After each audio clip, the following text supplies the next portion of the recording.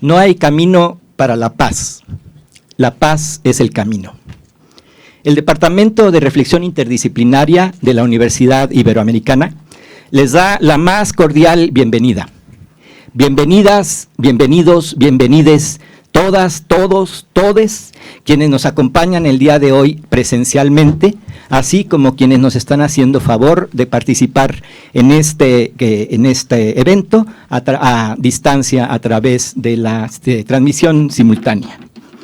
Estamos hoy aquí reunidos con mucho entusiasmo, con mucha esperanza, para compartir la presentación del libro La Reconciliación, Camino Posible para la Paz, escrito por la doctora Mónica Chávez Aviña, mejor conocida como nuestra queridísima Mónica, como nuestra queridísima Moni, quien además está aquí el día de hoy con nosotros. Es un día entonces de festejo por el libro y por todo lo que el libro nos transmite en términos de posibilidades, de concepciones, de posibilidades. Gracias, Mónica, por brindarnos este libro y a través de ello tu testimonio y tu palabra, siempre sabia. Tenemos además el gusto de contar el día de hoy con nosotros en esta mesa a la maestra Lucila Servige Montul y al licenciado Miguel Álvarez Gándara, a quienes también les damos la bienvenida a esta su casa y les agradecemos el hecho de que nos hagan favor de acompañarnos el día de hoy. Gracias, gracias por venir. Nos acompaña también el doctor Fernando de la Fuente, él sí de aquí de casa, como es conocido y querido por la mayoría de nosotros, de nosotras, y como ya les comentaba, la autora de este libro, la doctora Mónica Chávez Aviña. Conforme vayan participando, cada uno de ellos, de ellas comentando el libro, iré presentando una breve semblanza para que ubiquemos el contexto de cada una de ellas. Les invito a que les brindemos un aplauso de bienvenida y de agradecimiento.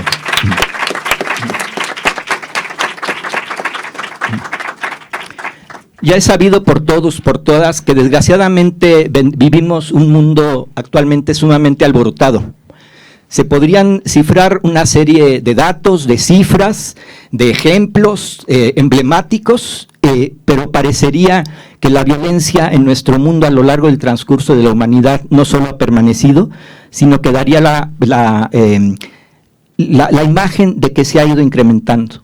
Hoy basta que algún tonto o alguna tonta apriete un botón para acabar con la humanidad y con la vida en la tierra, vida a la cual no le pedimos permiso de llegar a invadir y que nos estaríamos llevando junto con este acabose de la vida.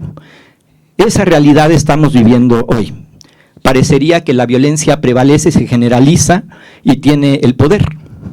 Hace unos días asesinaron a un alcalde de una capital del país, a 6 días de haber tomado posesión como alcalde. Podría ser de cualquier capital del país y además desde cualquier postura partidista. Antes de ser asesinado al tomar el cargo, este señor, este presidente municipal recién electo, nos dijo: nosotros vamos a seguir trabajando, vamos a seguir luchando por nuestra comunidad. Siempre hemos hablado de un proyecto de paz. Ha sido nuestra propuesta. Y eso es a lo que le aspiramos. No somos gente de conflicto. Y al día siguiente lo asesinaron, lo decapitaron. Su sucesor, el alcalde sustituto, acaba de mencionar el día de ayer: el miedo siempre lo tenemos. Pero tenemos que asumir nuestras responsabilidades como ciudadanos, como seres humanos, que nos necesita mucha gente. En el ámbito político se dice que un conflicto se puede dirimir por medio de la negociación o de la imposición, como si fueran las dos únicas posibilidades, como si no hubiera otra alternativa. Sun Tzu dice: la mayor victoria consiste en vencer sin combatir. ¿Es verdad que la mayor victoria consiste en vencer, con el beneficio de que sea sin combatir? Ante estas y muchas otras preguntas, En realidades nos surgen preguntas como, ¿hay esperanzas? ¿Ya todo está perdido? ¿Qué implica todo esto en el ámbito interpersonal? ¿Es posible la reconciliación? ¿Es posible el perdón? ¿Es la reconciliación, la paz, es una ilusión? ¿Es una utopía ingenua? ¿Qué es la paz? ¿Es únicamente la ausencia de guerra? ¿Qué es la reconciliación? ¿Qué criterios implica? ¿Cómo se construye? Y ante preguntas de este tipo, Mónica nos viene a demostrar que sí hay esperanza, que sí hay respuesta, y no solo eso, sino que nos proporciona los cómo.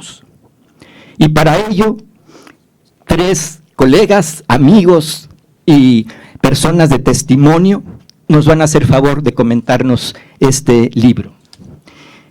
Para ello, empezaremos con nuestra queridísima Lucila Servitje, de quien me voy a permitir ofrecer algunos breves datos de una semblanza amplísima. Lucila terminó los estudios de doctorado en teología en el Instituto Jesuita de Teología Fundamental en Barcelona, España. Está elaborando una tesis sobre la categoría de convención en la teoría evolutiva de James Fowler. Obtuvo la maestría canónica en teología fundamental en la Facultad Jesuita de París y la maestría en desarrollo humano, así como la licenciatura en teología por la Universidad Iberoamericana. Ha sido profesora en el Departamento de Ciencias Religiosas y en el programa de reflexión universitaria de la misma universidad, así como en el Instituto de Formación Teológica Intercongregacional de México y en el Instituto Mexicano de Doctrina Social Cristiana, donde fue presidenta. Es socia fundadora de la Asociación de Reflexión Teológica Feminista de México y miembro de la Cátedra de Teología Feminista de la Universidad Iberoamericana. Ha escrito una tesis sobre culpabilidad en el desarrollo humano y en teología moral, y algunos artículos para las revistas Nuestra Comunidad, Signos de los Tiempos, Cuestión Social y en el Periódico Universal, entre otros muchos logros y aportaciones, además de que es una persona de una enorme calidad humana. Muchas gracias, bienvenidísima, queridísima Lucila.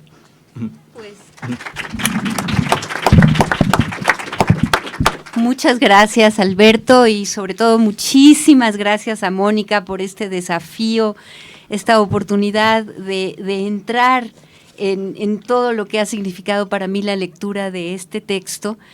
Y muchísimas gracias también a cada una y cada uno de ustedes de estar aquí acompañándonos hoy. En este mundo de lo virtual es verdaderamente un momento muy especial encontrar una sala de estas llena y presencial. Entonces, pues da signo de la importancia del tema y de lo que esto significa para todos nosotros, y seguramente también de lo que es Mónica para esta universidad y para lugares más allá de la universidad. Quisiera empezar a presentar algo de este libro. Confieso que voy a tener que escoger alguna parte porque pues el tema resultó amplísimo, pero en el meollo del libro, en el corazón del libro, es precisamente en la página 165, prácticamente a la mitad del libro, está una cita de Estela, de la hija de Jacinta. No sé quién recuerde a Jacinta cuando aquel secuestro por una indígena mazahua que fue acusada de secuestro y encarcelada más de 2 años y medio, y fue un proceso de 11 años, un proceso legal de 11 años. Y Mónica nos cita: Estela, la hija de Jacinta, tomó la palabra en nombre de su madre y aseguró que ni ella ni sus familias estaban satisfechas con una disculpa pública, porque les habían arrebatado años de su vida y las habían obligado a vivir situaciones impensables. Así que lo único que les quedaba era solidarizarse con otras víctimas. Esta cita de Estela resume, a mi manera de ver, lo que Mónica está intentando demostrar con todo este texto. De qué manera el perdón y la reconciliación no tienen que ver con no tomar en cuenta, con hacer a un lado el daño recibido, pero de qué manera hay un futuro, un camino adelante de esta gran herida que definitivamente va a estar allí, pero va a estar allí generando mayor vida, que eso es lo que se estaba presentando allí. Sé que la tarea aquí no es darles una síntesis del libro. Estoy feliz de haber logrado una síntesis del libro. Aquí tengo un 5% del libro resumida en un 5%, que es un trabajo en primera para mí y para quien quiera de alguna manera poderlo ver como una introducción, pero esa parte no es la que más importa. Lo que más importa es de qué manera los podría yo animar a leerlo también. Y les quiero decir que es un libro que se puede leer de varias maneras. Se puede leer de un filón, y lo recomiendo ampliamente de leerlo como un filón, casi como una novela. ¿En qué va a acabar? ¿Qué va a pasar? ¿Se va a lograr? ¿Se va a poder conseguir que de verdad haya una paz con reconciliación? Y puede uno ir así. Y en ese recorrido uno se da cuenta de una primera cosa. La reconciliación tiene que ver con un asunto muy complejo. Esa quizás es una primera no tan buena noticia para algunos, pero a la larga una mejor noticia. No hay recetas, no hay una manera fácil y rápida, un fast track para llegar a la reconciliación. Es un camino complejo, es un camino que va dejando muchos círculos abiertos, de muchos círculos abiertos. Mónica nos va a ir poniendo en diálogo con diferentes autores de la historia. Ese también es como la otra parte apasionante del libro, porque vamos viendo la historia de grandes y pequeños o medianos pensadores y pensadoras que han abordado el tema. Y de la manera como lo han abordado, a veces dan ganas de decir, oye, Mónica, ponlos de acuerdo. Pero esta es una de las primeras realidades. Hannah Arendt va a decir una cosa y Paul Ricoeur va a decir otra cosa y Walter Benjamin va a decir otra, y estas grandes intuiciones van a estar abiertas, van a estar en diálogo y van a quedar así para que las sigamos elaborando, trabajando internamente.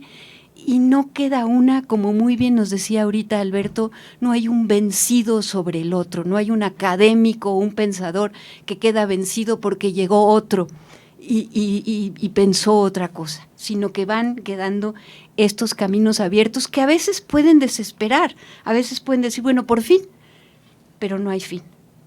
Hay todas estas rutas por donde se puede ir explorando.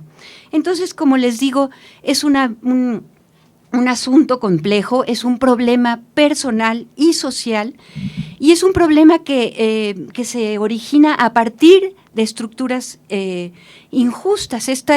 Esto sí no lo podemos olvidar. No surge de la nada, de que a alguien se le ocurrió. El que no haya paz no es porque hay una persona que quiere estar en conflicto, sino porque hay estructuras injustas que generan conflicto.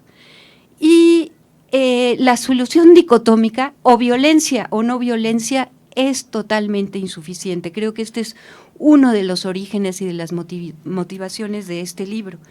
Por lo tanto, la necesidad fundamental es la de ir al origen o a los orígenes de la violencia. ¿Dónde se empezó a gestar y dónde se está gestando? ¿Arrancarla de raíz será posible? ¿Es posible erradicar la violencia? Esa es una de las grandes preguntas, y pues no se resuelve porque la finalidad de este libro es analizar algunas de las causas de la violencia y sobre todo cómo responder a ellas mediante la reconciliación. Esto es importante, responder mediante la reconciliación. Hay otras maneras de responder. La que escoge Mónica es la reconciliación como respuesta a la violencia. Y añadiendo cómo apoyar a las familias para llevar mediante el duelo un proceso de pacificación y de reconciliación. Es importante, antes de esto, como asumir muy claramente que estamos en un contexto en el que sí, en una sociedad en la que hay y concretamente una sociedad mexicana de 2024 en la que hay un gran déficit de justicia. Y en eso no lo podemos evadir de ninguna manera. Frases que hemos estado oyendo últimamente que no nos ayudan nada, como la gente, empezar por erradicar esa palabra de la gente, pero es lo que oímos mucho. La gente no entiende, por lo menos digamos los ciudadanos y las ciudadanas no entienden, pero no es cierto, no es suficiente decir eso, no entendemos, y no entendemos porque hemos perdido espacios. Necesitamos espacios de deliberación, y quizás es algo de lo que en esta tragedia que estamos viviendo en estos meses, en estos días, es como lo primero que hemos aprendido, la gran necesidad de esos espacios de deliberación que necesitamos. El recorrido, ¿cómo ando de tiempo, por favorcito? Sí. El recorrido lo diré rápidamente para centrarme exclusivamente en una parte del recorrido. Parte, Mónica, de plantear lo que es la persona humana. Ella dice que ella lo va a abarcar desde el aspecto personal, pues a la hora de la hora acaba siendo también muy social. Es como el arte que tiene el libro, parte de lo personal, está siempre puesta la persona, termina con la persona porque termina diciendo cómo apoyar a las familias, pero lo social está en cada uno de los aspectos. No podemos decir, como ella dice, es que me voy a centrar en lo personal. Acabamos de ver que ni siquiera eso es posible de separarlo o de dicotomizarlo. Y dentro de la persona el elemento fundamental es el reconocimiento de la otra persona o de la persona que está, la palabra los y las demás tampoco me gusta mucho porque ¿qué es eso que es demás, ¿no? Entonces, o es el otro o la otra. Y el reconocimiento se logra por la lucha o por el don. Este es como uno de los elementos que se van a poner de manifiesto y que ella pone fundamentalmente a Paul Ricoeur en esto, y es un elemento que es muy, muy importante. La importancia de tomar en cuenta tanto a las personas víctimas como a las ofensoras y de cierta manera también a las y los observadores. El tomar en cuenta, partir de la palabra como hacer que víctimas, sobre todo empezando por las víctimas, pero también victimarios y observadores y testigos, pasen del silencio a la palabra y de allí a contar historias, y todo eso nos va a llevar a las cuestiones de una justicia, qué es la justicia, y aclarar elementos como la justicia reparadora, la justicia transicional y la justicia compasiva. Quizás para mí lo fue, para algunos de nosotras y nosotros, es como un elemento nuevo de incluir la compasión en la reflexión sobre la justicia. Y donde yo me quisiera centrar ahora es en la parte del perdón como un elemento de libertad, como una posibilidad de encuentro creativo en contra de muchas de las falacias que hay alrededor del tema del perdón. Aquí está el tema del arrepentimiento, de las consecuencias irreversibles, de los límites incluso que hay para el perdón, y la posibilidad, que es con lo que ella termina el libro, la posibilidad, y solo más que posibilidad, la realidad que muestra de cómo pueden darse proyectos comunes como una respuesta a los problemas de los conflictos. Bien, este será todo el recorrido que seguramente vamos a ir viendo a lo largo de esta presentación, y si no, con muchísimo gusto aquí tienen para tener un resumen. Yo me voy a centrar en el apartado donde Mónica nos habla del perdón, pasando como muy, muy rápidamente al planteamiento que hace Mónica cuando pone a dialogar a Paul Ricoeur con Honneth, y plantea, bueno, el reconocimiento de la persona es fruto de una lucha por este reconocimiento o es un don. y cómo Paul Ricoeur va a plantear cómo el reconocimiento es un don y viene de la gratuidad de saber de una vida que es en común, que es fundamentalmente una vida compartida.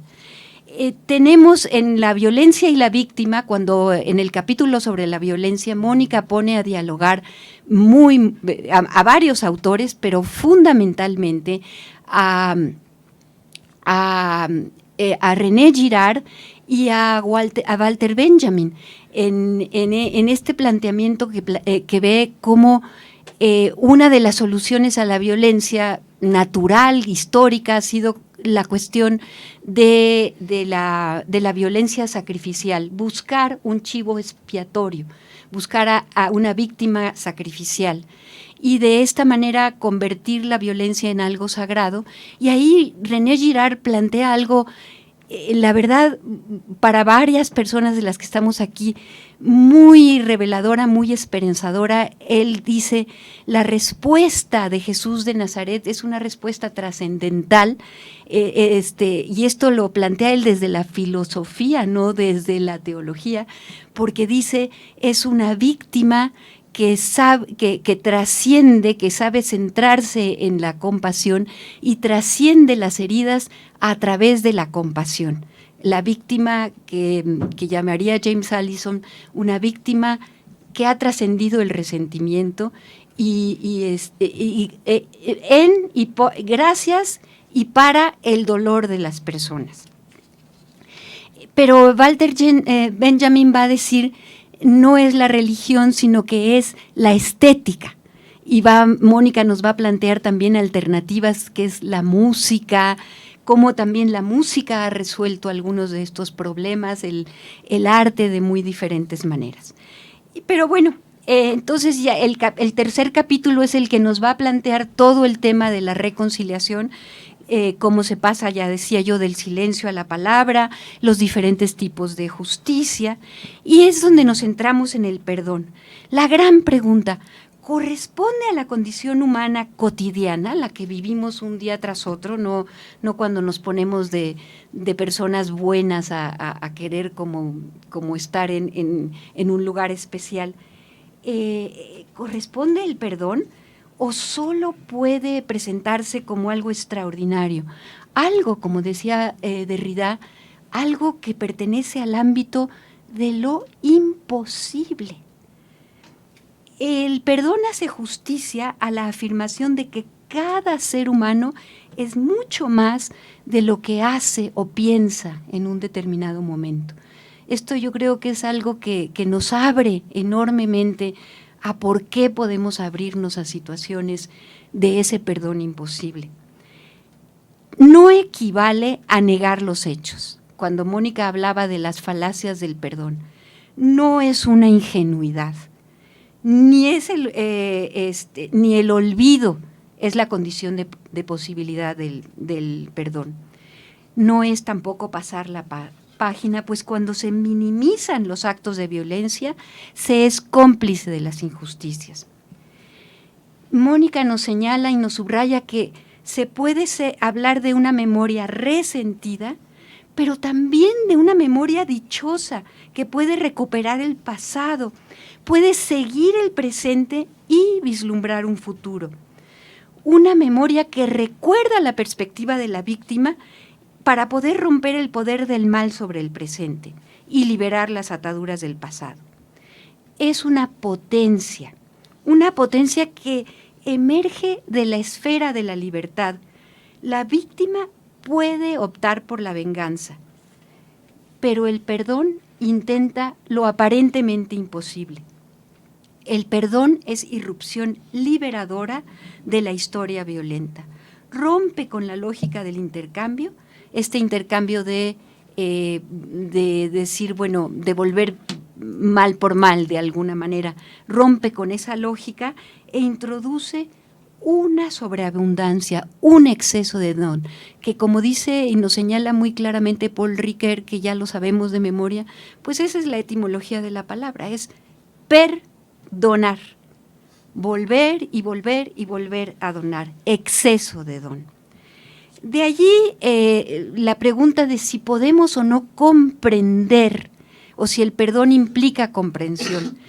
Y aquí en estos diálogos que no se cierran y que no terminan, nos pone a dialogar a Hannah Arendt, claro que ficticiamente, y a Paul Ricoeur. Y dice Hannah Arendt, hay actos que no se pueden perdonar, porque destruyen las condiciones fundamentales de la experiencia humana, de la existencia humana. Pero al mismo tiempo no podemos estar atados a lo imperdonable. Lo que sí podemos hacer es comprender de manera fragmentada. Yo creo que esto es una cuestión así que podemos comprender de manera fragmentada lo imperdonable. Y con esto, despejar el terreno para actuar de nuevo. Y se trata de una comprensión que no puede quedarse solamente en lo intelectual, sino que pasa a lo afectivo. Y en esto afectivo, pues es mucho de lo que va a decir ella finalmente en la última parte del libro, de cómo movimientos de encuentro de las personas víctimas, familiares y testigas y testigos y comunidades, lo pueden encontrar precisamente a través de encontrarse entre sí y de una solidaridad que ayuda a ver y a experimentar algo similar. La cuestión de si es la reparación es uno de los elementos más importantes, porque es donde la persona se revela como posibilidad, siempre capaz de recomenzar. Y bueno, en esta parte donde les decía yo que Paul Ricoeur habla del perdón como don, entonces la gran pregunta que nos hacemos es si como personas estamos implicados en una lucha por el reconocimiento o somos naturalmente seres de benevolencia. Y aquí pues es casi es, como diría, y lo dice Mónica más adelante al presentar el budismo, somos lo que pensamos. Entonces prácticamente podemos escoger qué pensamos del ser humano, si es una persona que está para la lucha o está para la benevolencia. Y en esta parte, porque ya me he extendido bastante, solo quiero citar una cita fundamental que para mí es quizás el recuerdo más grande que hay aquí, que tenemos: el precio de no poder amar a las personas imperfectas es la soledad. La capacidad de amar son las armas que Dios nos ha dado para permitirnos vivir plenamente con valentía y dándole significado en nuestra vida a este mundo imperfecto. Muchas gracias.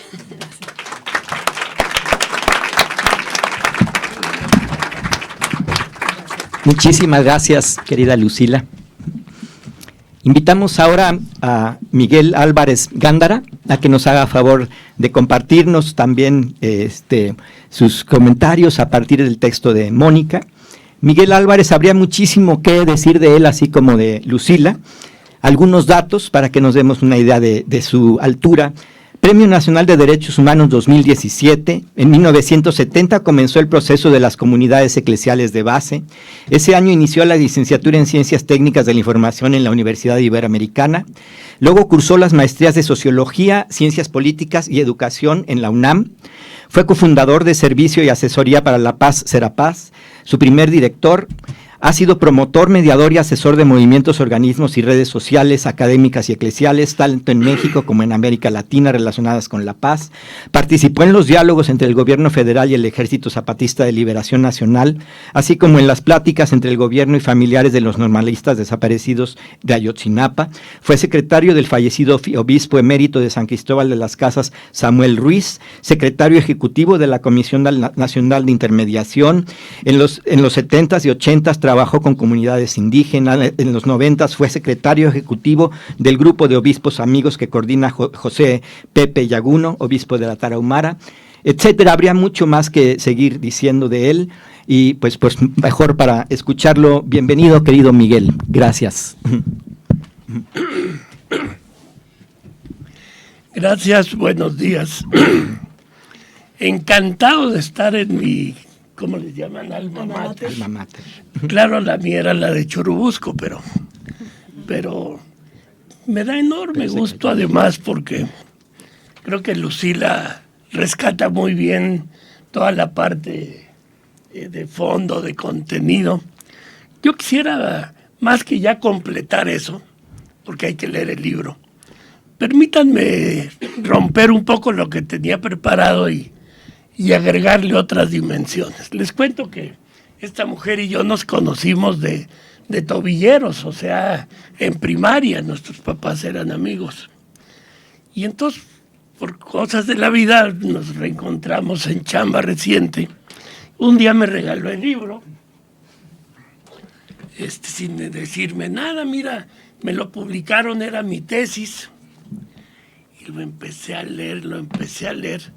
Y algún día que la vi le dije, Mónica, no puede ser que esta riqueza que has logrado sea solo el recuerdo de una tesis. Si algo hoy puede ser generador, instrumento que propicie, es lograr síntesis como esta. Y de ahí salió la idea de presentarlo aquí. Yo espero que no sea la única presentación ni proceso que se derive de aquí. Entonces, permítanme primero, ¿en qué contexto es que valoro enormemente esto que se ha logrado? Yo sí me dedico ya desde los 90s a los temas de paz y conflictos y estoy en circuitos académicos, teológicos de este tema. Y aún en ese marco me queda más claro el haber logrado la integralidad de varios temas que van desde lo moral, lo ético, lo psicológico, lo social, lo político, lo antropológico, lo sociológico, tejiéndose en torno a una temática que después del contexto voy a tratar de comentar aquí, como en mancuernas, la mancuerna perdón-reconciliación, la mancuerna violencias-diálogo, la mancuerna paz-justicia y la mancuerna víctimas, actores y esperanza. Pero para llegar ahí, solo recordar, no estamos en cualquier momento. El mundo, la civilización está en un momento inédito de crisis profunda, a riesgo de que lo reversible se nos haya acabado y estemos ante una situación irreversible. Se están juntando varias crisis de fondo. La del hombre contra la naturaleza y todo lo que sabemos eso ha generado y parece tema nuevo, pero pues tiene muchos años en esta concepción de los recursos para mi dominio. La crisis del varón sobre la mujer, estos patriarcados que cómo han dañado en todo tipo de culturas, religiosidades, etcétera, y la violencia del quien se considera propietario por razones de capital sobre los demás. Y hoy estamos en un momento inédito de la mayor producción y tecnología junto a la mayor hambre, la concentración impresionante de bienes y servicios y de recursos en muy pocas manos, etcétera, etcétera. Pero a lo que voy es que todas estas crisis están cruzadas por violencia. El patriarcado se ejerce con violencia. El daño a la naturaleza y la explotación de recursos se ejercen con violencia. La explotación y el neoliberalismo y el despojo se ejercen con violencia. Y hoy estamos, incluido las Torres Gemelas, incluido Ucrania, incluido Gaza y ahora la región, estamos en un momento de crisis porque todo aquello parece mentira, pero nuestro momento histórico todavía se explica por cómo se acordaron cosas después de la Segunda Guerra Mundial. Hace casi 80 años. Y esos equilibrios de cómo se generó la guerra, los estados-nación, y de cómo terminó y las alianzas que hubo y las contradicciones que hubo del capitalismo y el socialismo y el surgimiento de la ONU, las garantías del hombre, pero con un Consejo de Seguridad donde los 5 ganadores de la guerra mundial a la fecha tienen el derecho de veto para imponer sus decisiones. Y hoy estamos ante la tremenda debilidad y crisis de todo el sistema internacional, todo, el de la ONU y el de los organismos regionales, aún de los financieros, porque la lógica que hoy domina es la de la fuerza. Hoy no es Estados Unidos el líder por razones de la democracia y los derechos humanos, lo es por el ejercicio de la fuerza y de las armas y de la amenaza. Y en todo este marco la pregunta es, ¿quién es el actor principal? ¿A quién le toca cambiar esta situación? Y si le rascamos, tenemos que llegar al punto de no podemos esperar que sean los dominantes, que sean los poderosos, que sean los del gobierno o los estados quienes generen los cambios que las sociedades reclaman. El modelo de pedir para que el poder responda está profundamente agotado, llamémosle al sistema que sea. Si hoy no nos atrevemos a que somos las sociedades, el actor principal a quien nos toca enfrentar la desigualdad y la igualdad y las violencias y la defensa de la naturaleza, no estamos entendiendo el nuevo rol de humanidad que nos está tocando. No nos toca ya ser actores beneficiarios para pedir o salvarnos nosotros. Estamos en un momento crucial y aquí en la universidad, quienes están fraguando sus proyectos de vida, no es un momento para pensar cada quien en su isla individual. Está en juego de veras el conjunto. Y si nos toca como sociedad, ¿qué hay que hacer? Y ahí es donde a mí me emociona poder decir, aquí hay un instrumento tremendo para entender el momento y qué nos toca, porque no es de diagnóstico. No estamos solo ante un reto de entender, estamos ante un reto al ser, no solo a nuestro quehacer. Las identidades, los valores, los principios, los lenguajes están cruzados. Y resulta que entonces el orden de los factores se discute mucho. ¿Por dónde empezar? Hay quienes dicen hay que empezar por el diagnóstico, porque de ahí puede haber ya consensos para estrategia y una agenda, etcétera. Diagnóstico también es la batalla en Gaza. ¿En qué año hay el acuerdo básico?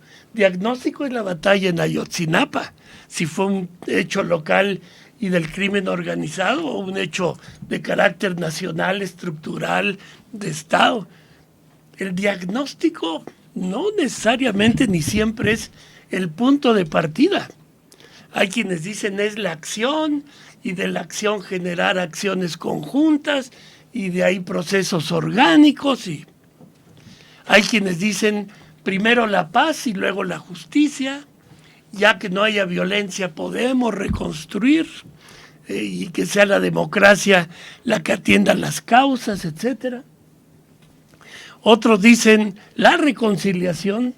Sin reconciliación no hay manera de construir condiciones de paz.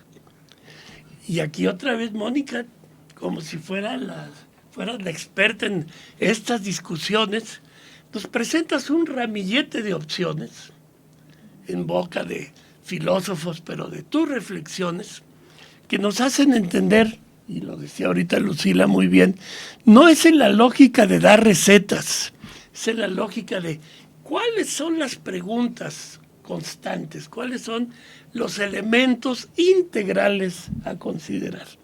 Y ahí es donde me parece que es un tema particularmente complejo como es el del perdón, además porque para nosotros cargados de la religiosidad y la espiritualidad y demás, pues el perdón, algunas espiritualidades es como el primer paso, es sentirnos perdonados y por lo tanto comprometidos a perdonar.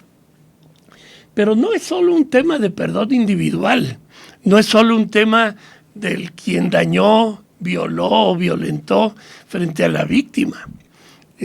La dimensión de la responsabilidad estructural de las violencias y del daño presenta el perdón en una dimensión social y política con una claridad de veras enorme. El perdón como un hecho cualitativo que no tiene orden en la ecuación. Es un fenómeno de la maduración humana cuando se da. Es un don milagroso, gratuito, de la voluntad humana, que se sueña, se planifica, pero no se decreta. El perdón se puede dar y es clave. Pero para mí la otra lucidez es que plantea, el perdón es un hecho clave, pero el soporte de la posibilidad del perdón está en el proceso de reconciliación. Si hay proceso de reconciliación, podrá haber condiciones de perdón. Y resulta que la reconciliación tiene que ver primero con te reconozco, te nombro por tu nombre, no por como yo te veo a ti, te reconozco. Acepto que no puedo evitar que vivas. La paz, en el fondo, es aceptar un empate, que no puedo más que cohabitar contigo. Ni tú me has podido destruir, ni yo te podré destruir. Es en este empate que nos reconocemos. Y tener capacidad de entender el otro también tiene diagnóstico, también tiene agenda y puedo dialogar con ella. Entonces, tercer clave, el fondo del proceso de reconciliación es alimentarlo como un proceso de diálogo. Ahí donde somos capaces de diálogo, iniciamos procesos de reconciliación. Y el diálogo tiene profundidad porque tiene que ver con las causas, no solo con los efectos, no solo con la cotidianidad. Y allí me parece que este eje del diálogo, la Fratelli Tutti del Papa Francisco, que para mí es una encíclica del diálogo y de la paz, de la amistad social, no es tanto del desarrollo, ni del asistencialismo, ni de la pobreza. La Fratelli Tutti es una encíclica de este género. Y también el diálogo como vocación, el diálogo como capacidad, el diálogo que empieza por la escucha. Para cuidar el tiempo, déjenme brincar más rápido. ¿Se acuerdan el conejo que se durmió y le ganó la tortuga? Pidió la revancha, la segunda pues no se descuidó, ganó muy fácil, pero la tortuga también aprendió su lección y pidió la revancha, pero ahora en su cancha. Y había piedras y ríos, etcétera, y el conejo no pudo ganar porque no pudo hacer prevalecer ni su velocidad ni su fuerza. En mi opinión, ahorita está viendo un fenómeno y es que la gente ya se cansó de perder en el terreno del conejo y se ha ido a sus espacios de identidad y de fuerza. También el Espíritu Santo se salió de los templos. En la pandemia eso fue algo, y la educación se salió de las aulas, y la política se salió de los partidos, y los jóvenes se salieron de la institucionalidad. Si queremos entender hoy lo nuevo, hay que preguntarnos en dónde es el terreno donde está sucediendo lo nuevo, en dónde están los actores, en dónde están las víctimas. Y la reflexión se pone en el terreno de la tortuga.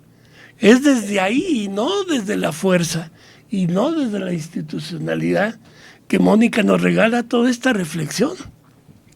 Pero todavía más se mete a un tema que también es muy complejo, que es esta rayita de diferencia entre los derechos humanos y la lógica de la justicia transicional o de distribuidora o etcétera, toda esta gama, 4 que se mete muy bien Mónica.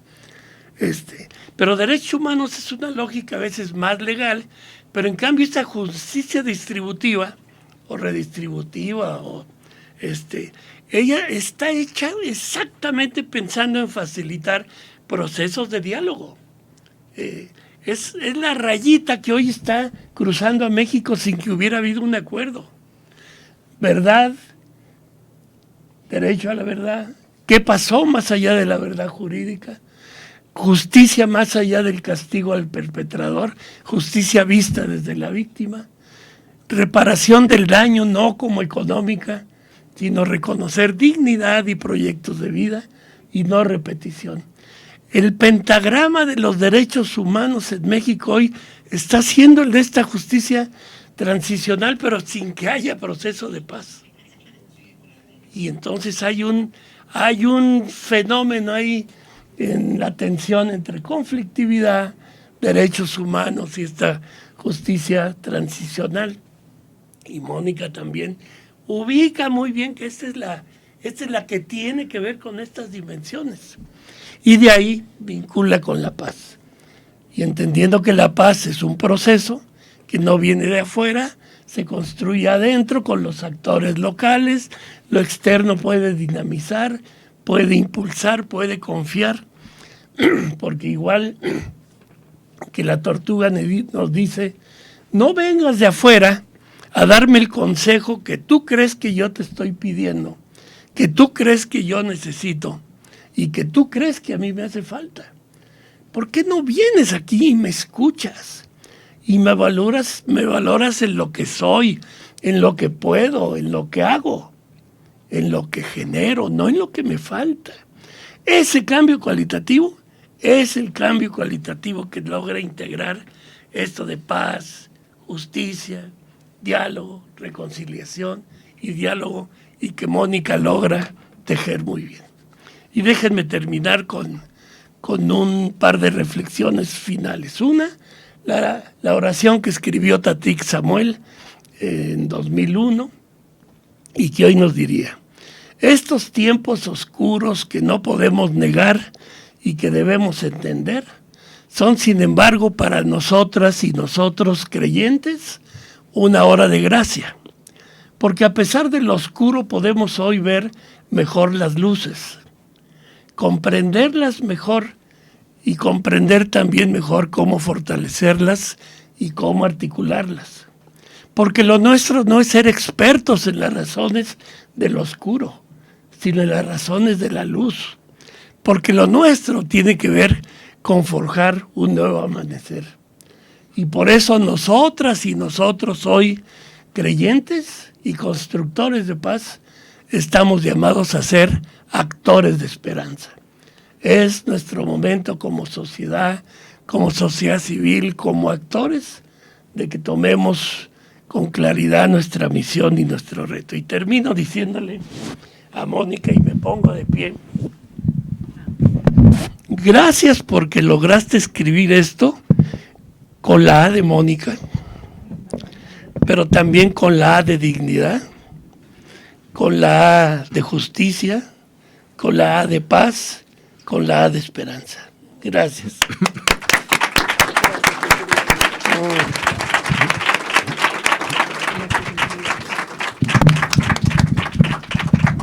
Muchísimas gracias, querido Miguel. Corresponde ahora a nuestro queridísimo Fernando de la Fuente comentar también el libro de Mónica. Fernando es licenciado en Teología por el Colegio Máximo de la Compañía de Jesús, licenciado en Filosofía por el Instituto Libre de Filosofía de la Compañía de Jesús, licenciado en Sociología por la Universidad Iberoamericana, maestro y doctor en Letras Modernas también por nuestra querida universidad. Ha trabajado desde 1994 como rector del Instituto de Ciencias, en 4 instituciones del sistema universitario jesuita: la Universidad Iberoamericana Ciudad de México, la de León, la de Puebla, el ITESO, creo que no te falta ningún plantel.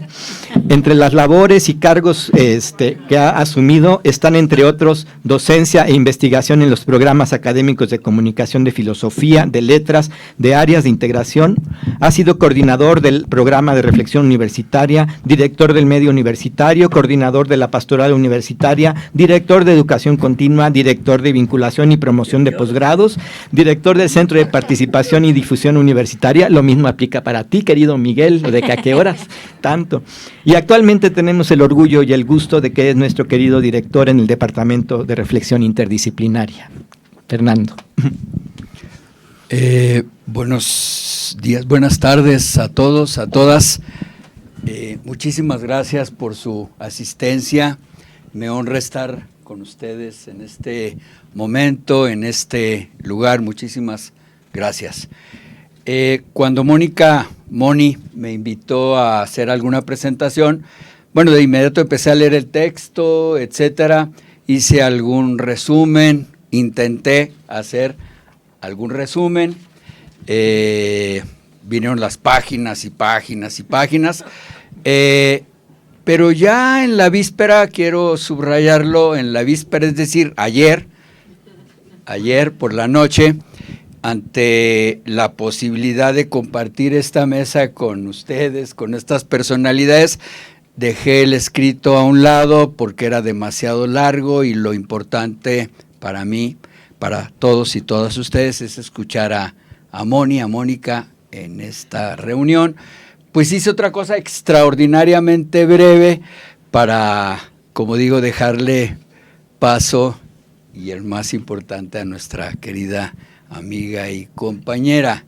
Entonces, nada, como digo, rehice las cosas, hice un papel muy breve para, pues, darle continuidad a esta amable, en el sentido latino, digna de ser amada, amable reunión entre amigos esta mañana, esta tarde. Empiezo por una cosa muy sencilla. Tuve la posibilidad de vivir con Roberto Cruz, el padre Roberto Cruz, varios años, y él tiene un texto que a la letra dice: el hombre pregunta. El texto lo hizo hace muchos años, entonces diría el hombre y la mujer y bla, bla, bla, bla, bla, pregunta. Pero bueno, en aquel entonces él solamente habló en esos términos: el hombre pregunta. Este jesuita notable, dedicado a la investigación y particularmente desde la filosofía, una y otra vez ponía sobre la mesa estas cuestiones. Y yo, pues la verdad, también con demasiada frecuencia he repetido lo que Roberto pues ponía sobre la mesa. Las preguntas que hacemos, lo repito muchas veces, las preguntas que hacemos determinan las respuestas que encontremos. En general, si hacemos preguntas buenas, pertinentes, valiosas, pues probablemente encontraremos igualmente respuestas inteligentes, sensatas, etcétera, etcétera. Pero si en la vida y siempre solo nos hacemos preguntas estúpidas, nimias, tontas, pues cabe la posibilidad de encontrar solamente respuestas en los mismos términos. Las preguntas que nos hacemos determinan las respuestas que encontremos, ordinariamente, no siempre, porque en ocasiones salta la liebre o la tortuga o lo que sea, y entonces pues las realidades, la vida nos sorprende, nos da un beso en la boca, como diría el cantautor, etcétera, y entonces los asuntos se plantean en otros términos, y así vino la pandemia, y así han venido tantas cosas que pues nos encuentran prevenidos o desprevenidos. Así ocurre. Es obvio que la pandemia pues nada más tenía 3 salidas una vez terminada: o seguíamos igual, o empeorábamos, o sacábamos lo mejor que llevamos dentro. Y la verdad es que se han dado las 3 alternativas en la vida cotidiana. Hemos sacado lo mejor, a ratos no, basta ver lo que ocurre. Nos lo comentaba Miguel recientemente, es un caos lo que está ocurriendo en tantas partes del mundo. Estamos verdaderamente tristes, decepcionados. a veces hacemos algo, a veces no hacemos nada, pero la situación que estamos viendo es verdaderamente tremenda, espantosa, como pocas veces antes en la historia. Bien, me voy a permitir un paréntesis y perdonen de verdad la referencia personal, pero esto lo comentaba ayer con el alumnado en clase. Estuve un par de años, hace muchísimo tiempo, en el Japón. La idea era compartir el cristianismo con otras alternativas, el budismo y el shintoísmo, y etcétera, etcétera. Y me sorprendía la manera como aquellos hombres, mujeres, recibían el mensaje o no lo recibían, el mensaje cristiano, o esta posibilidad en todo caso de compartir el mensaje cristiano. Me decían, esto de Jesús está muy bien, la propuesta de Jesús de Nazaret está bastante bien, nos gusta, nos satisface, vale la pena, etcétera. Lo que no entendemos es más o menos lo siguiente. Ustedes en México, en aquellos ayeres, pues no sé, eran, no sé, X número de millones, y el 80% probablemente en ese momento eran cristianos, todos hijos del mismo Padre y Madre Dios. Pues sí, somos cristianas, hijos del mismo Padre y Madre Dios. ¿Y por qué tienen la mitad de la población en la miseria? Si todos son hermanos, hermanas. Y de verdad eso me conmueve, me simbra, nos simbra, porque lo otro tiene que ver solamente con teorías, con ideas vagas, y la realidad tiene que ver con esta situación, que la mitad de la población antes y ahora está en la pobreza, está en la miseria. Esa es la realidad, esa es la situación que estamos viviendo un día y otro también. Ayer, nos coordina un seminario José Luis Bermeo, aquí presente. Él hablaba del prójimo, y el grupo de los que estábamos ahí también hablaba del prójimo, del próximo, y también decíamos, sí es el próximo, pero no solamente el que está conmigo en la colonia, el prójimo va muchísimo más allá de los límites territoriales, etcétera, etcétera. Tiene que ver con todas estas personas que mientras yo tiro el agua, ellos no tienen ni lo más indispensable, mientras yo desperdicio los alimentos, aquellos no tienen ni lo elemental, etcétera, etcétera, ¿no? Ese es el próximo, ese es el prójimo también, etcétera, etcétera. La doctora Mónica Chávez, doctora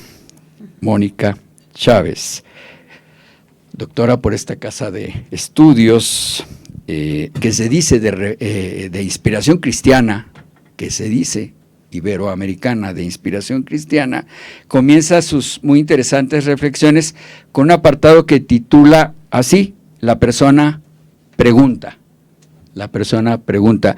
Y aquí empieza pues un interesante tratado muy, muy sugerente. Lucila, la verdad hizo un trabajo de síntesis, un trabajo maravilloso. Nos invita una y otra vez, Lucila, a leer y releer este texto extraordinario. El hombre, la persona, la mujer pregunta.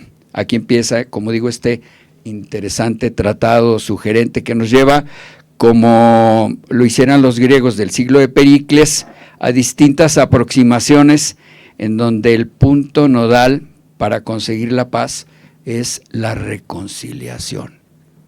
La reconciliación. No es una reconciliación, lo dijo con mejores palabras Miguel, no es una reconciliación facilona, no es una reconciliación fácil, sencilla, simplista, que acepta sin más las agresiones porque te voy a perdonar, porque tengo que poner la otra mejilla, porque eso está establecido en la sociedad, etcétera, etcétera, sino una reconciliación cuyo ingrediente fundamental, lo dijeron también ya, ingrediente fundamental es la justicia. La justicia. No hay reconciliación sin justicia. Y me aparto y hablo de una cosa verdaderamente sencilla, pero bueno, evidente. Si llega alguien, bueno, ya la gente no se confiesa, pero bueno, cuando llega la gente a confesarse, eventualmente me dicen, pues no, pues es que yo los fines de semana bebo y bebo bastante. Y al llegar a la casa estoy feliz y golpeo a mi mujer. Yo no puedo decirle simplemente, bueno, vete un Padre Nuestro y una María y no bebas más. Pues es obvio que no, es obvio que necesita esta persona resarcir el daño. Claro, no es posible resarcirlo del todo. Ya te golpearon 30,000 veces, no es posible resarcir el daño, pero del todo. Pero esta es la vía a la reconciliación. Esta es la vía, la posibilidad de hacer las cosas de otra manera, de manera diferente. Eso es necesario, eso es fundamental. Odres, vinos nuevos en odres nuevos, vinos viejos en odres viejos. Es necesario recomenzar, replantear las cosas desde otro lugar, desde otra mirada, desde otros ángulos, desde otras propuestas, etcétera, etcétera. Y hay cosas verdaderamente importantes. Antes de empezar la reunión, comentaba con Lucila una cosa, perdón el comentario tan personal, pero no sé por qué salió el asunto de que cada vez menos jesuitas y cada vez menos comunidades y cada vez menos vocaciones y no sé qué. Y por ahí nos dicen una y otra vez los que se encargan de estas cosas, hombre, pues el día de las vocaciones y vamos a orar porque haya muchas vocaciones aquí y allá, etcétera, etcétera. Y yo les decía, hombre, pues mejor vamos a importunar a Dios con otras cosas. Porque como la iglesia no cambia en lo fundamental, en muchas cosas, y la compañía tampoco, pues hombre, pues mejor dediquémonos a pedirle al Señor otras cosas que parecen mucho más necesarias al hecho de que tengamos o no muchos jesuitas sobre la tierra. No, pues es una mediación y si hay jesuitas o no los hay, pues bueno, no debería decir esto. Pues no, José Sols, perdón, no debería decir esto, perdón. Bueno, decía que el texto nos invita a un cambio, una mirada nueva. Decían antes, por lo menos cuando empezamos hace mucho tiempo estas cosas, un cambio, una mirada, una transformación copernicana, etcétera, etcétera. Se trata sí de cambiar, y en el capítulo 3, Mónica, con otras palabras, habla del don, pero habla de la tarea. Es un don, ¿sí? Es un don. Lo decía también con mejores palabras Miguel, es un don, pero necesariamente es una tarea. Es un don, es una tarea.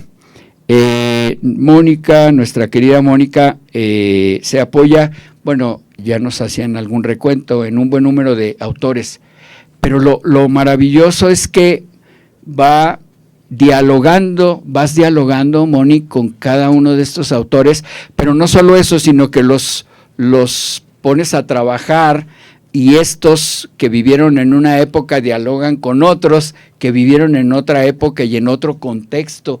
No sé, recordaba el texto ese de Pedro Páramo, cómo los muertos dialogan con los vivos y los vivos con aquellos, y en el presente, pero también en el pasado y en el futuro. Esa impresión me dejaba el texto, que el diálogo que ofreces nos permite, o les permite a ellos y a nosotras como lectores, lectoras, encontrar estos vasos comunicantes, diría yo, en donde unas y otras dialogan, y hay una cantidad impresionante de personajes: Casaldáliga, Buber, Derrida, Ducoc, Segundo Galilea, Gustavo Gutiérrez, Marcela Madrid, Porriquer, Gina Paola Rodríguez, el Papa Francisco. Bueno, es una cantidad enorme de personajes que desde distintos ángulos van ofreciendo perspectivas elementos, matices, etcétera, que nos permiten estas distintas y muy ricas aproximaciones, diría yo. Sí, el camino lo señalas tú, es camino posible la reconciliación para la paz. Yo al leer el texto decía, bueno, ¿qué hubiera ocurrido si aquellos apóstoles, después del asesinato de Jesús, se hubieran quedado tan enojados que pues se hubieran quedado también encerrados en el cenáculo aquel sin hacer nada por alguien o por algo, etcétera? A ver, paréntesis. Después del asesinato de Jesús, sí, quedan desconcertados los discípulos, muy desconcertados. Este hombre en quien tenían tantas expectativas, tantas esperanzas, en un momento dado, pues quedó hecho a un lado de forma radical. Pero paulatinamente ellos ingresan en un terreno diametralmente distinto y parten de la experiencia. Y la experiencia les dice solamente una cosa: este que estaba muerto, al que griegos y romanos asesinaron, no está muerto, está vivo entre nosotros. Esa es la única experiencia, la fundante en todo caso. Este que ustedes asesinaron no está allá, bajo la tierra, está vivo entre nosotros. Esta alternativa de reconciliación ha de estar viva entre nosotros, entre nosotras. Eso es fundamental. Si no creemos esto, no podemos avanzar, no podemos caminar, no podemos abrirnos a la experiencia, a la esperanza, a las posibilidades de vida, etcétera, etcétera. Y como también lo señalaban mucho mejor que yo ustedes, este asunto no se queda en lo meramente personal. Es cierto, cuando las cosas se presentan, llegan primeramente al corazón de los individuos. El signo más palpable, esto lo repito muchas veces, el signo más palpable de nuestro sí a Dios es darnos cuenta que nos estamos convirtiendo. Esa conversión es lenta, nos lleva por caminos por los que no quisiéramos con frecuencia andar, pero a la larga nos hace partícipes de una alegría inmensa que viene de Dios. Una alegría inmensa que viene de Dios. Pero hemos de trascender, hemos de llegar a las estructuras, hemos de tomar nota de que los cambios meramente personales no son suficientes. Han de llegar a la sociedad, han de llegar a las estructuras, han de llegar a las familias, han de llegar a los demás, los y las demás. La paz interior, la reconciliación individual, el mejoramiento continuo a nivel personal, etcétera, etcétera, sí, son fundamentales mientras se desdoblen, mientras lleguen a otros y otras, mientras se perciban, se presenten acciones de carácter social, económico, etcétera. Lo económico no es lo más importante, pero está en lo más importante. No es lo más importante lo económico, sí, estamos de acuerdo. Las cosas más importantes no son las cosas. Lo económico no es lo más importante, pero está siempre, desgraciadamente o no, en lo más importante, en lo que nos quita el sueño. Ser, hacer, tener. Ser, hacer, tener. Bueno, están mezcladas porque a veces teniendo somos, haciendo, pues si no, volvería a la tumba Macarenco, etcétera, etcétera. Pues reitero una de las frases acuñadas por la doctora Mónica Chávez, y cito: hay que narrar desde la verdad para que se pueda empatizar con el sufrimiento de las víctimas, nos dice Moni, pero también conocer las causas sociales que llevaron a esos actos injustos y violentos para que no se repitan. Eso nos lo dice Mónica. Bueno, es la cita, pero de alguna manera esto está presente a lo largo del texto, me parece a mí. Y para terminar, pues invito de la manera más atenta a todos ustedes, al auditorio aquí presente, pues a gustar y degustar, como diría por ahí el texto, parafraseando al padre Ignacio, gustar y degustar el texto que hoy, después de un largo, a veces complejo, recorrido, nos ofrece la doctora Mónica Chávez Aviña. Enhorabuena, muchas felicidades. Muchas gracias, querido Fernando. Y tenemos el placer y el privilegio en este momento de escuchar a la autora de esta palabra tan sólida, tan contundente. Mónica Chávez es licenciada en Filosofía, licenciada en Ciencias Teológicas, maestra en Educación Humanista, maestra en Teología y Mundo Contemporáneo, doctora en Filosofía con mención honorífica, cursó también la especialidad en Educación Socioemocional y el diplomado en Educación para la Sustentabilidad. En 2017 realizó una estancia en Barcelona. Ha recibido múltiples reconocimientos por parte de la universidad, entre ellas la medalla Sánchez Villaseñor. Su línea de investigación, por supuesto, es la educación, la justicia y la paz. Una experiencia laboral amplísima, tanto en nuestra querida Casa de Estudios como en otras universidades, como la Universidad Anáhuac, consejera de la Cátedra Construir para el Bien Común, en muchos recorridos aquí en la universidad, ponente en gran parte de congresos nacionales e internacionales y una infinidad de publicaciones que si la citamos ahorita no la dejamos hablar a ella, entre otros muchos logros, y además tenemos el privilegio y el gusto de que nos hace favor de coordinar el programa de reflexión universitaria, conocida en el estudiantado como Área de Reflexión Universitaria, ARU. Muchas gracias, Mónica. Bueno, pues muchísimas gracias a todos los que están aquí presentes. Muy buenas tardes. Quiero agradecerles su presencia, de veras de corazón estoy muy emocionada después de las palabras de mis tres queridos amigos, digo amigos porque a los tres, sí quiero agradecerles de veras sus palabras a Lucila, a Miguel y a Fernando, porque cada uno tiene algo muy especial.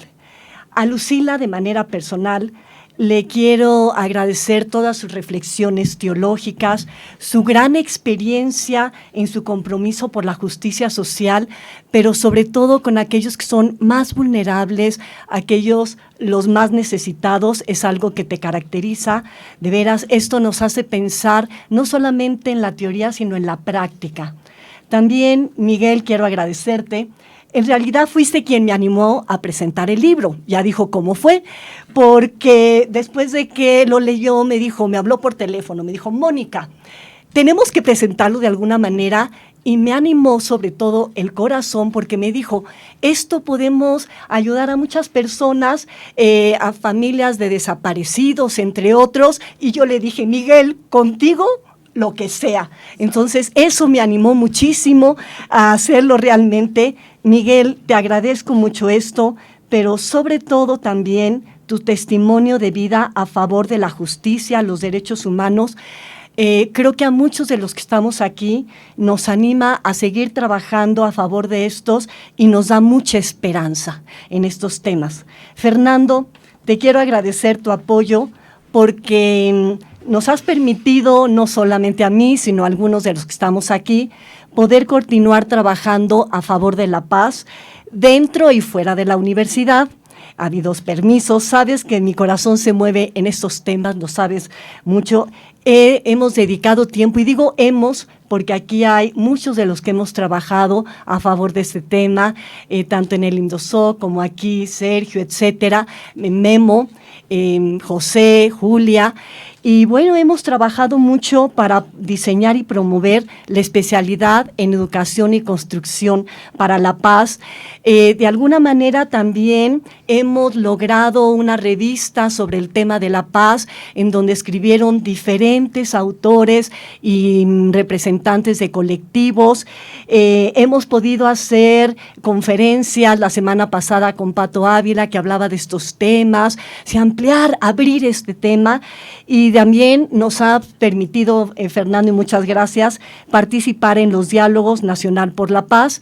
A ustedes tres les agradezco, Beto, y a todo el equipo que ha estado apoyándome para que este evento, y a todos los que están aquí.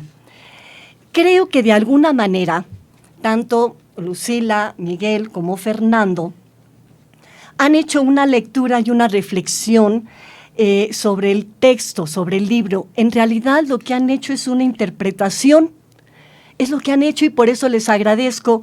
Y como dice Paul Ricoeur, lo que se pretende en un texto es propiciar un diálogo entre el autor y los lectores. Eso es lo que pretendemos.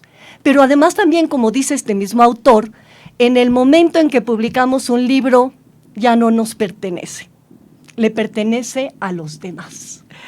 Por eso creo que lo que hemos hecho, y les agradezco a los tres, es una hermenéutica. Aquí tenemos un gran maestro de la hermenéutica, en donde nos permite dialogar con los otros, nos permite acceder a los demás, a sus preguntas, y que juntos podamos hacer nuevas preguntas y nuevos significados. Es lo que hemos hecho aquí, en realidad.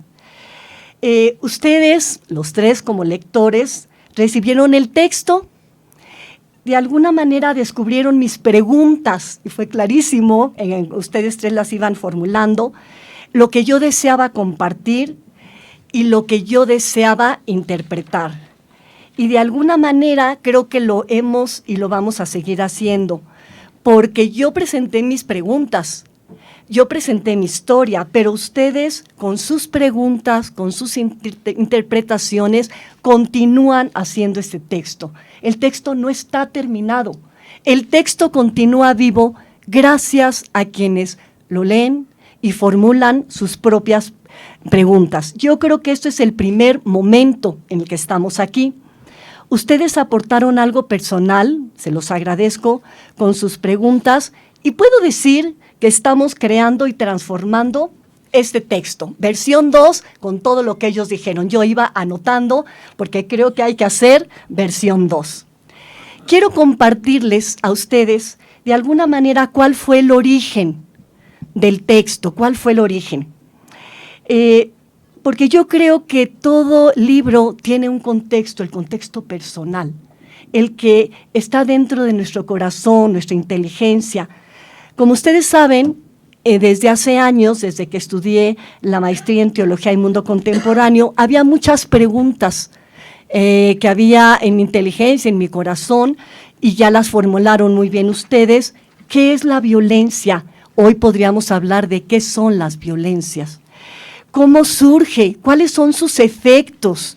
Y nos los describieron los efectos que estamos viviendo.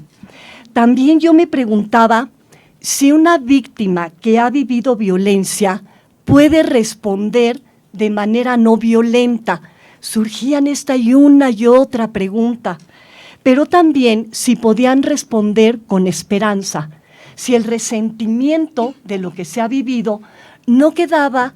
Y entonces estas preguntas surgían en mi corazón, sobre todo en la maestría, y si una víctima puede evitar ser ofensor y convertirse en una víctima reconciliada. Porque pues hay algunas investigaciones que a veces una víctima muy resentida puede luego ser ofensor. Entonces yo me hacía todas estas preguntas, pero también la pregunta de cómo narrar la historia desde las víctimas, las cuales son invisibilizadas. Siempre dicen que cuentan la historia los vencedores. ¿Por qué no contamos la historia desde las víctimas? Todo esto me llevó a hacer preguntas, por ejemplo, de si era conveniente acompañar a las víctimas, a sus familiares, a sus comunidades, pero también al ofensor y a sus familiares, porque al final todos estamos involucrados. Y me di a la tarea entonces de investigar, ya en el doctorado. Seguía mis preguntas de alguna manera. Y lo primero que me di cuenta, y ya Miguel y Lucila lo comentaban, que en cualquier acto violento siempre hay una víctima, hay un ofensor y hay mediadores. Y creo que, por lo menos yo levanto la mano, pues he jugado esos tres. A veces hemos sido víctima, alguien nos ha lastimado, pero también algunos hemos sido ofensores, hemos lastimado a alguien con dolo, sin dolo, y también hemos sido mediadores. Pensaba yo, hemos sido mediadores quizá en la familia, con los hijos cuando hay algún problema, o en el trabajo, o con los amigos, hemos sido mediadores. Por eso creo que esto nos involucra a todos y a todas de los que estamos aquí. Me percaté también que al dialogar con personas que habían sido víctimas de la violencia, quizá ellas me daban una intuición al dialogar con ellas, que la reconciliación era una posible respuesta a mis preguntas. Y entonces me di a la tarea de empezar a reflexionar sobre esto y vi que, lo que decía Lucila, que la reconciliación es un proceso largo, doloroso, que conlleva un trabajo interior y exterior, es decir, un trabajo personal y comunitario, una metanoia, como diría Francisco de Roa, una conversión, como decían los tres, tanto personal como comunitaria, van de la mano, como mi mano derecha y mi mano izquierda que sostienen algo.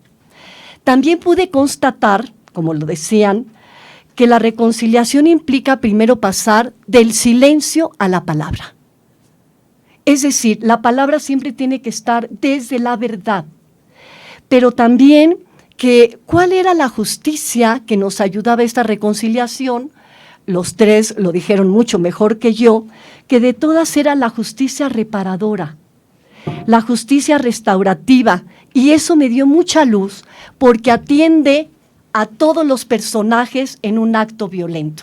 No podemos excluir a ninguno, a la víctima, a sus familiares, a sus comunidades, a los ofensores y también a sus familias.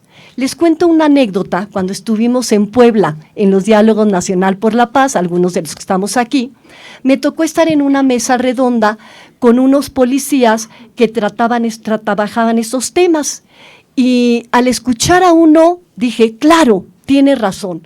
Dice, quiero comentarles que a veces las familias de los presos son excluidas. Y yo le dije, a ver, ¿cómo?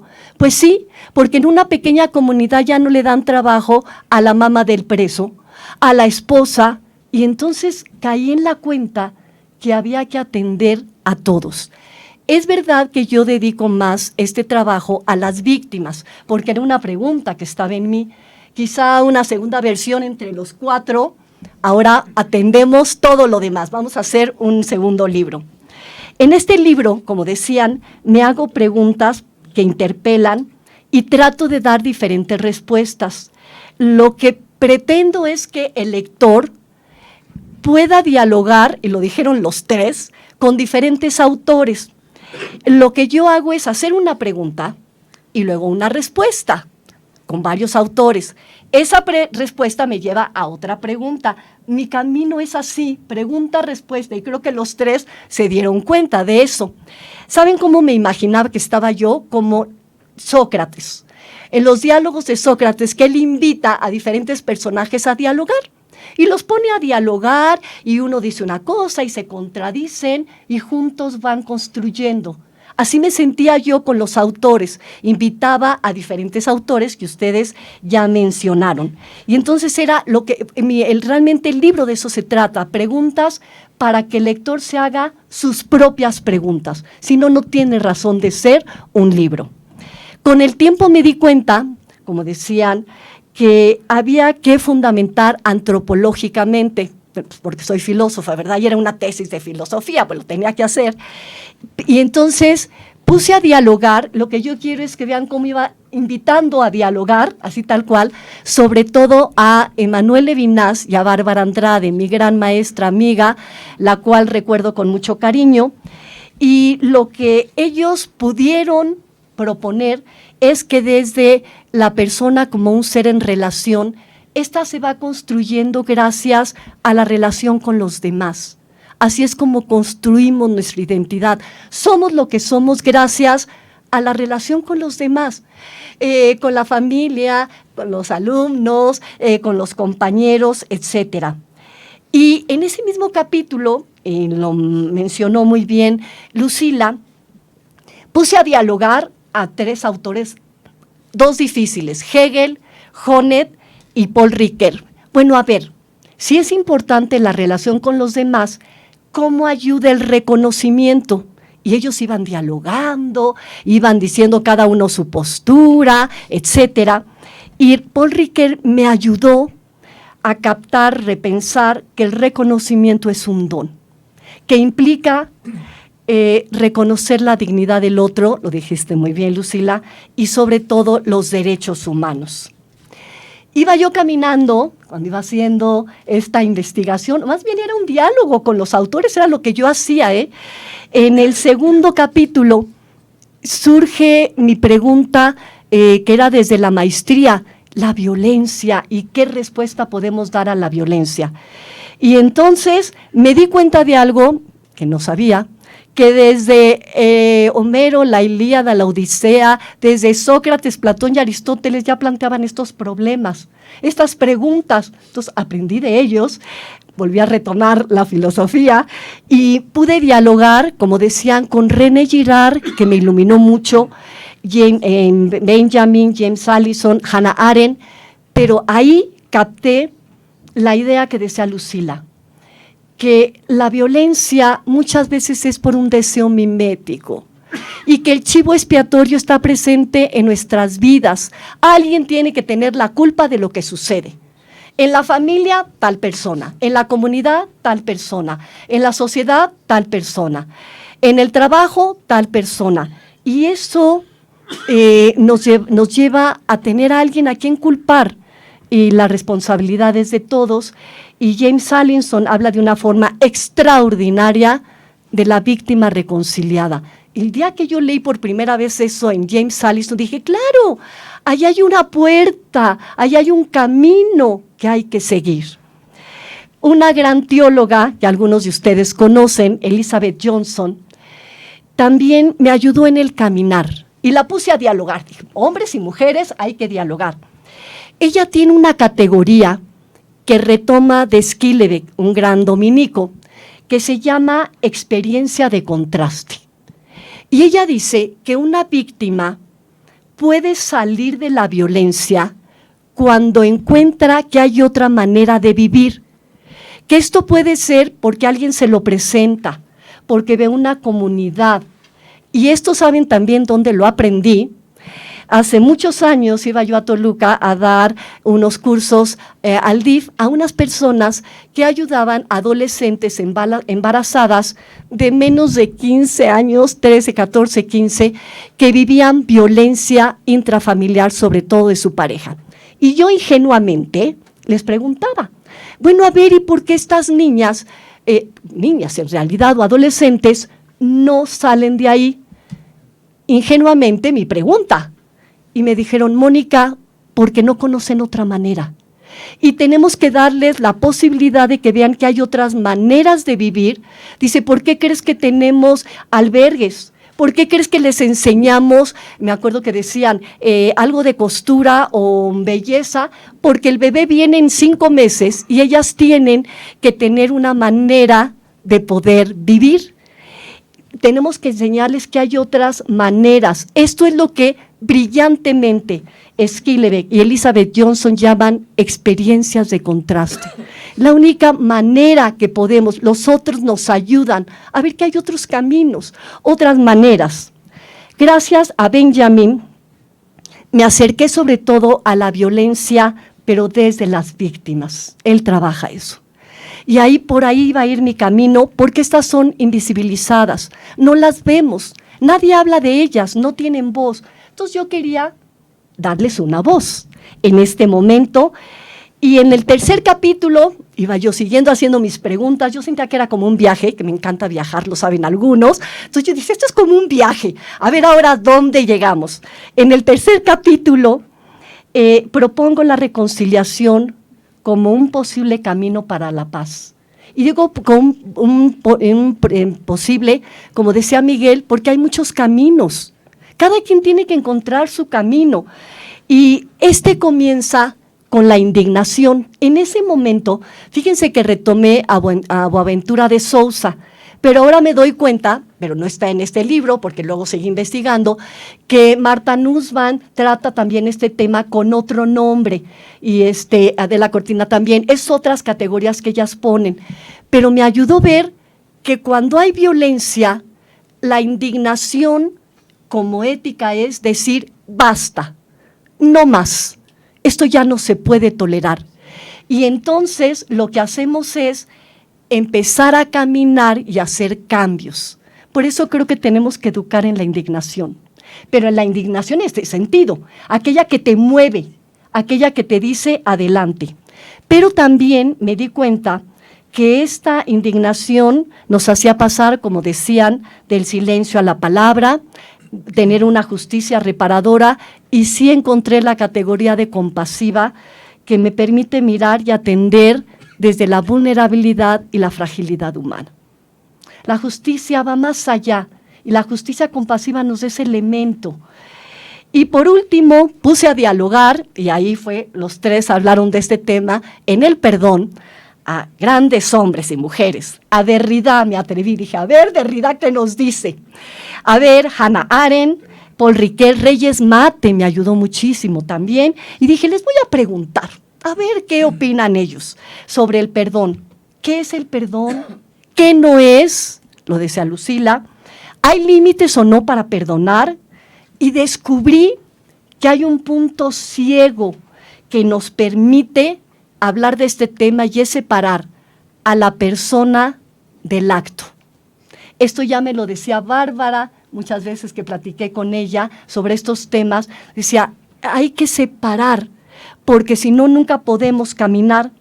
Y creo que en todas estas aristas, caminos, es cuando podemos descubrir, lo decía Lucila, que el perdón nos hace pensar que la persona puede ser algo más, puede recomenzar, tanto la víctima como el ofensor, como sus familias. Paul Ricoeur tiene en uno de sus libros, que es brillante, y sí quisiera leerlo para ser fiel a este gran autor, dice, el perdón tiene que ver con un proceso muy complejo. Atar el pasado, memoria. Desatar el presente, perdón. Atar el futuro, promesas. Desatar el futuro, cuestionar.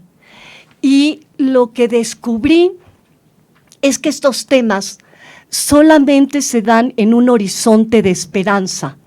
Y no es algo que vayamos a conseguir aquí ya ahora, es una utopía, como decía, no una utopía, es como una estrella que nos ayuda a decir, por ahí va un camino, por eso es un horizonte, por ahí quiero caminar, y creo que es lo que Paul Ricoeur nos enseña.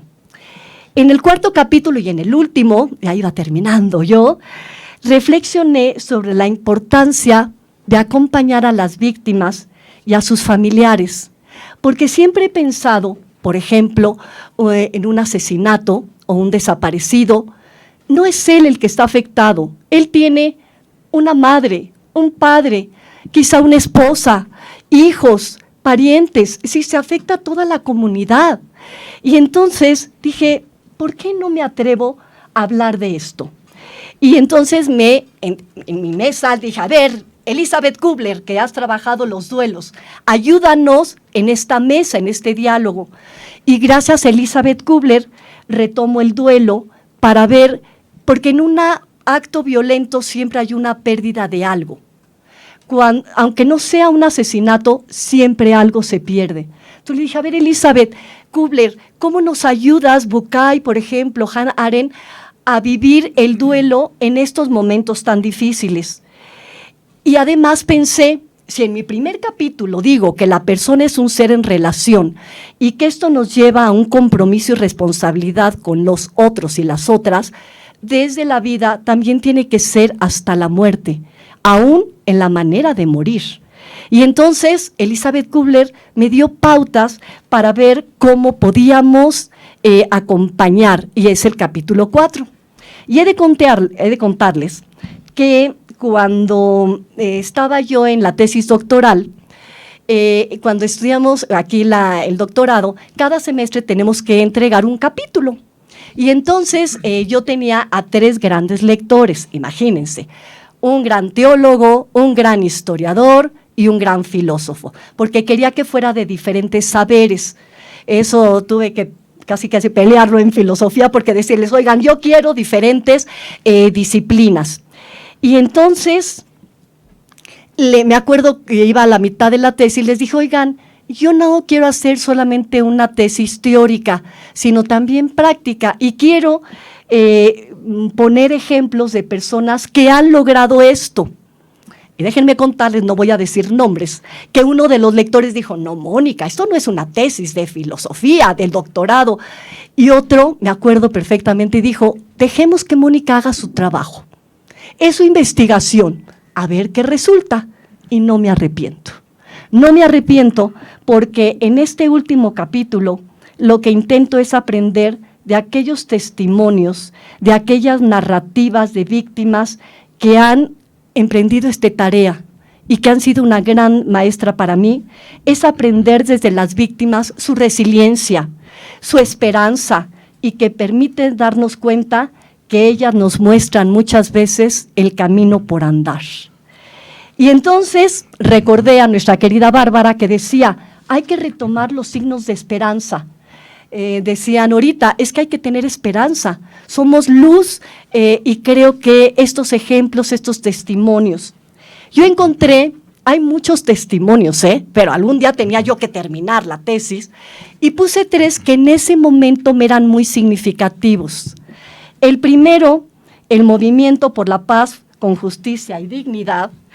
Pues tengo el gusto de conocer a algunos que están con ellos, Miguel Álvarez, Emilio Álvarez y Casa, entre otros, que realmente han trabajado y en su caminar nos han enseñado que unirnos y vivir en comunidad nos permite elaborar narrativas desde la vulnerabilidad humana, y que la violencia y la injusticia a través con los demás nos da esperanza. Un poco lo que decían los 3, ¿no? Solos no podemos, tenemos que caminar juntos. Deseo leer el testimonio de una mujer que está en el libro, que por cierto se los recomiendo, Las caravanas del movimiento por la paz con justicia e dignidad, que fue escrito por este movimiento, por los estudios económicos y las iglesias de la paz. Se los leo textualmente, porque creo que va retomando lo que yo quería mostrar en este capítulo.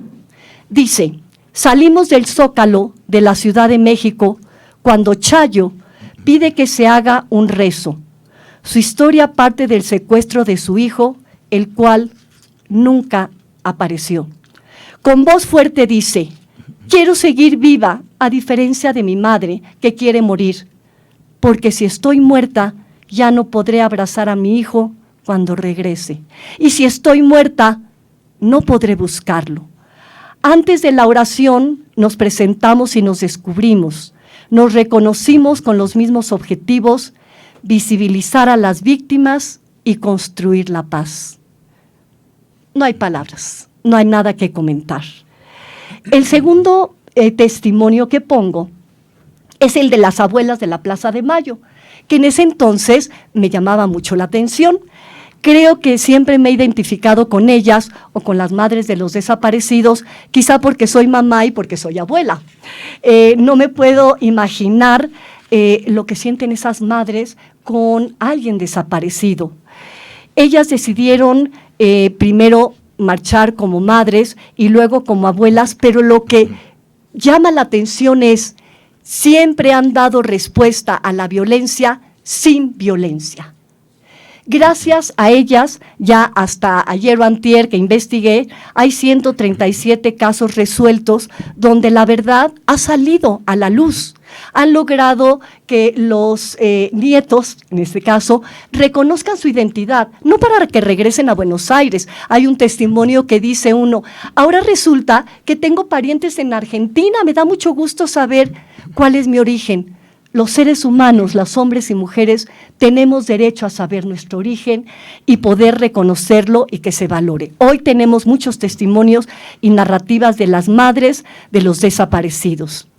El tercer testimonio que puse, porque para mí es muy, muy importante, es el de Monseñor Romero, el cual muchos han trabajado aquí, tuve, no sé, la gracia, no sé cómo llamarle, de que durante varios años iba yo a impartir cursos a El Salvador.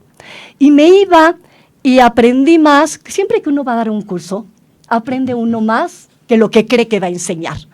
Después de que terminaba ese curso, yo siempre me iba después de las 3 a la UCA, la Universidad de los Jesuitas, donde años después de la muerte de Monseñor Romero hubo el asesinato de Yacuría y de otros. Y luego también yo iba, ahí me estaba en el museo que tienen, veía las imágenes de Sergio Méndez Arceo, mi corazón decía, estos son los grandes hombres y mujeres que nos pueden enseñar. Pero también iba a un hospitalito muy pequeño que se llama Hospital de la Divina Providencia, donde hay unas religiosas que atienden y cuidan a enfermos terminales, pero en situación de mucha vulnerabilidad. Ahí Monseñor Romero vivió sus últimos años y ahí fue asesinado. Tuve la fortuna de que yo cada vez que iba, creo que en la tarde me dedicaba a hablar con los salvadoreños, ¿no? A ver cómo lo vivieron, y tuve la fortuna de escuchar y platicar con una religiosa que había conocido a Monseñor Romero. Entonces yo le preguntaba, dime su testimonio, cómo fue, etcétera. Y entonces cito la frase de John Sobrino, y entendí a John Sobrino. Con Monseñor Romero, Dios pasó por El Salvador. Los salvadoreños eso me enseñaron. Este libro lo terminé hace años y se publicó, pero creo que no está terminado porque ahora me han surgido otras preguntas y después de escuchar a ellos tres, más preguntas me han surgido. Creo que la tarea no ha terminado, porque las preguntas siguen vigentes y, como decía Miguel, ante esta situación que estamos viviendo en México, tenemos que seguir hablando sobre estos temas de reconciliación, justicia, paz, etcétera, contar narrativas que nos den esperanza, porque escuchamos muchas narrativas de desesperanza. Hay que ver que hay gente que sí lo ha logrado y colectivos que lo han logrado. Y poder ser entonces, como diría el Papa Francisco, poetas o artesanos de la paz, donde nos reconciliemos primero con nosotros, con nuestra propia historia. Nos reconciliemos con los demás, con la naturaleza y con Dios. Aquí me quedan muchos retos, y después de escucharlos me quedan más retos. El primer reto, bueno, Paul Ricoeur, y pensaba yo en los retos, tiene una frase que es muy emblemática. Él dice, el símbolo da que pensar. Y entonces yo me puse a pensar, pues sí, el texto da que pensar. Bueno, yo espero que dé que pensar y creo que sí. Y por eso creo que nos quedan muchos retos. El primero es atender a todos aquellos descartados, la sociedad de los descartados, aquellos que son vulnerables, que nadie los atiende, y creo que esto nos está llevando a atender a personas en situación de vulnerabilidad, en situación de mucha fragilidad. Creo que también hay que vincularnos con personas, con colectivos, fundaciones, centros educativos para construir una cultura de paz. Aquí está Sergio, que trabaja mucho en esto, para apoyar y hacer políticas públicas para que las personas vivan con dignidad, se respeten sus derechos humanos y que juntos busquemos el bien común o el buen vivir.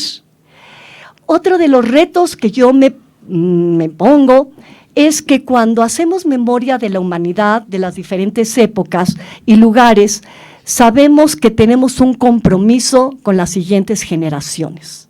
Hay un compromiso de solidaridad intergeneracional. Por eso tenemos un préstamo, una deuda con cada generación, y tenemos que transmitir a las siguientes una esperanza y hacer una cultura de paz. De ahí que creo que sea necesario que juntos y juntas, a quienes nos interesa todo esto, podamos construir una cultura de paz donde podamos vivir reconciliación, fraternidad, solidaridad y sobre todo también, eso fue algo que no presenté aquí, pero ya me está surgiendo, una ecología integral y también hablar del cuidado de nuestra casa común. Hay que comprometernos, creo yo, a hacer nuevas narrativas. Yo sí creo mucho en las narrativas de justicia, paz, reconciliación, para crear puentes que posibiliten ese horizonte. No estamos acostumbrados a hacer puentes para dialogar, para encontrarnos. Viene a mi memoria muchas preguntas y testimonios en mi vida de personas que han estado presentes desde hace muchos, muchos años, que les puedo decir que movieron mi inteligencia para poder empezar a hacer esto, pero que también esas personas ya no viven o a lo otro sí viven, han movido mi voluntad para decidir trabajar por estos temas, y también podría decir que han movido mi corazón, porque creo que son temas que hoy, por eso agradezco tanto a la Ibero como al Indosoc, aunque no lo crean, que son espacios en donde he podido vivir todo esto. Hemos trabajado juntos y juntas para estos temas. Cuando veo que en estas dos grandes instituciones lo hemos logrado, mi corazón se engrandece, la verdad. Todo esto lo recibo, todo este camino recorrido de muchos años, la participación de ustedes tres y la presencia de ustedes, la recibo con mucha gratitud, porque he aprendido no solo de grandes autores, no solo de grandes amigos que están aquí presentes, sino también de todas aquellas personas y colectivos que han sido un gran testimonio de vida para mí. Por eso les agradezco muchísimo y ofrezco pues todo esto. Muchas gracias.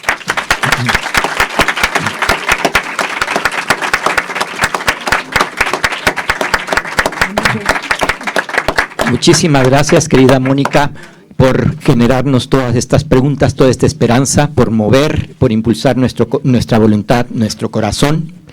En este momento vamos a tener la oportunidad, quienes gustemos, de adquirir el libro terminando esta presentación con un triple beneficio. Primero, es más barato, 30% de descuento. Podrán empezar a disfrutarlo inmediatamente y podrán contar con la dedicatoria de Mónica en este momento. Quienes están a distancia lo podrán adquirir posteriormente a través de nosotros, del departamento, o a través de la Dirección de Publicaciones de la Universidad. Y el Departamento de Reflexión Interdisciplinaria y la Dirección de Publicaciones les invita a compartir mediante un brindis en este momento, terminando la presentación aquí en el vestíbulo, con algunos bocadillos, brindando con alguna copa de vino, y pues no nos queda más que agradecer a quienes nos hicieron favor de acompañarnos hoy en esta presentación. La maestra Lucila Servitje Montul, para quien pido un aplauso.